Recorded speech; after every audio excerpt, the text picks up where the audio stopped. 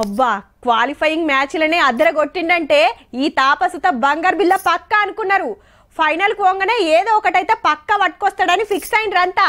కోట్ల మంది కలలు కన్నట్టే ప్యారిస్ ఒలింపిక్స్ లా నీరజ్ చోప్రా కంచు బిల్ల పట్టుకొచ్చిండు.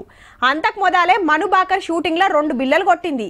అదే షూటింగ్ లా స్వప్నిక్ కుసాలే సుత కంచు బిల్ల తెచ్చే హాగుతరా సంబురాలే సంబురాలు ఇండియా అంతటా. శుభాకాంక్షలు చెప్పుకుంటా సోషల్ మీడియాలో పోస్టుల వాన గుర్పించిండ్రు. అందరి లెక్క కాకుండా ఆర్టిస్టులు గీతిర్ల అభిమానం దాటుకున్నారు. ఇటు కంచు బిల్లతోని విక్టరీ గుర్తు చూపిస్తున్న మను బాకర్, అటు 100 గ్రామ్ బరువు ఎక్కువై పోటీల నుంచి తప్పుకున్న వినేష్ ఫోగట్, నడిమిట్ల బల్లెంతోటి కంచు బిల్ల పట్టుకొచ్చిన నీరజ్ చోప్రా.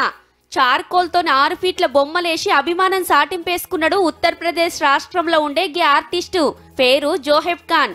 దేశం కోసం చెమట తీసి బిల్లలు పట్టుకొచ్చినందుకు ఈళ్ల బొమ్మలు, బిల్ల గెలవకపోయినా కోట్ల మంది గుండెలు గెలిచినందుకు వినేష్ ఫోగట్ కు గీ తీర్ల శుభాకాంక్షలు చెప్పిండన్నట్టు.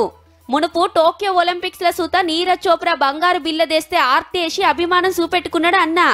ఇక చెప్పుకోవాల్సింది ఒడిషా సైకత శిల్పి సుదర్శన్ పట్నాయక్ గురించి. మనోడు సుత మను బాకర్ కంచు బిల్ల గెలిచినప్పుడు ఉష్కెల ఇట్లా బొమ్మేసిండు.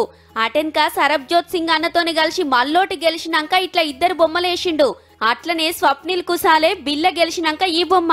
అటెంక నీరజ్ చోప్రా అన్నకు శుభాకాంక్షలు చెప్పుకుంటా ఇట్లా ఎవ్వలకు తోచిన పద్ధతిలో ఆళ్ళు ఆటగాళ్ల మీద అభిమానం చూపెట్టుకున్నారన్నట్టు.